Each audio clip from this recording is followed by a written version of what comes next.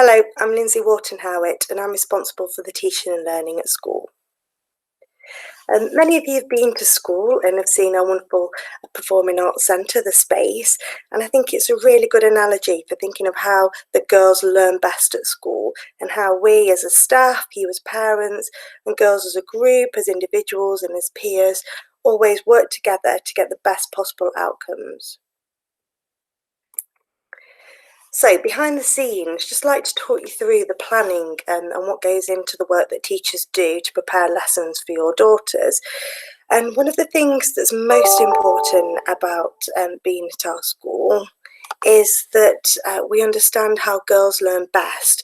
Obviously, we're experts in the way that girls learn, and we know that it's so important to give girls time to think and talk and reflect about their learning.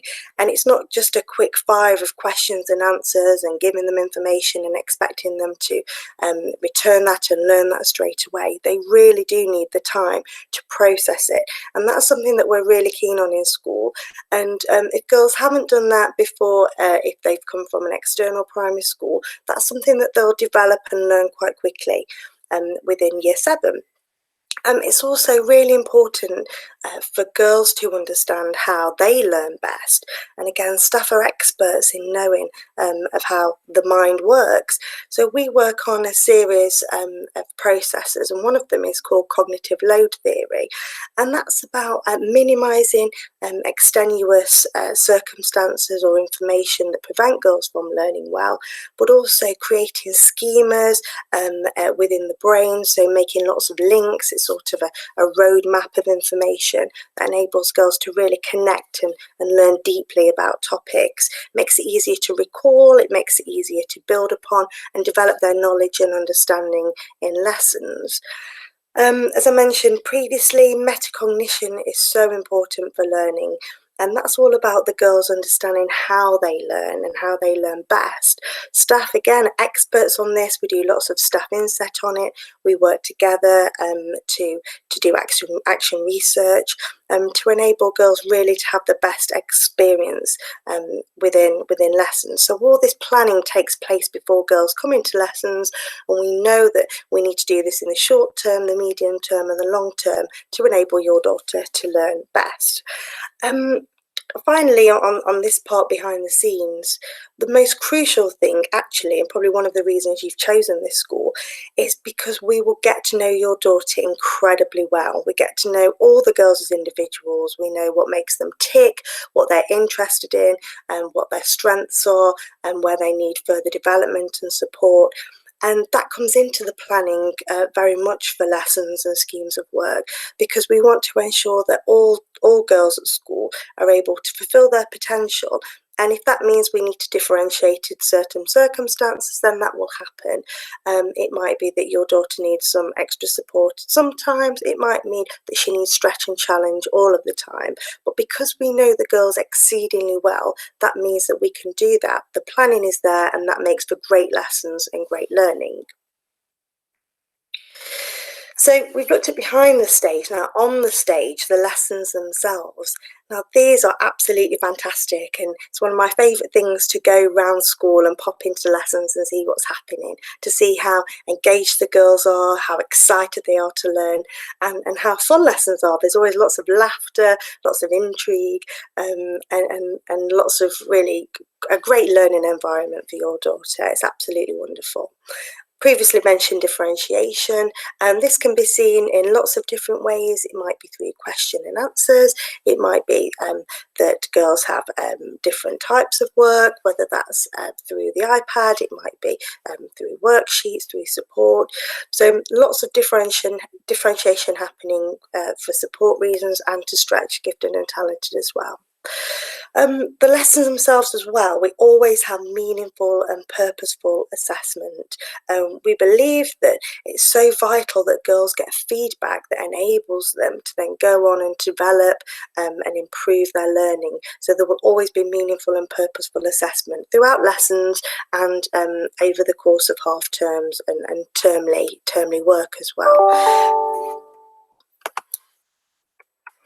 So the performance in this analogy, so this is the outcome.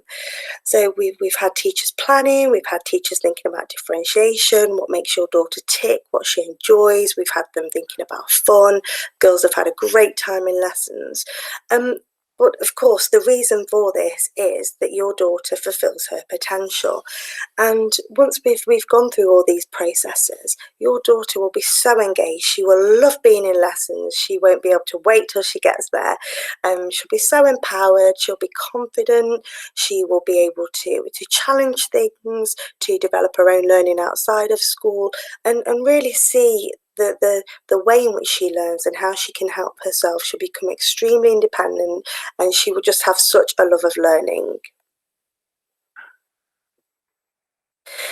So finally, putting all these pieces together, what we want for your daughter and what you want for your daughter is that the whole NGHS package, the learning production, when it all comes together, your daughter does fulfill her potential, and not just in year 7, but throughout her school life, right until she's 18, before she goes on to university or work or anything else that she wants to do.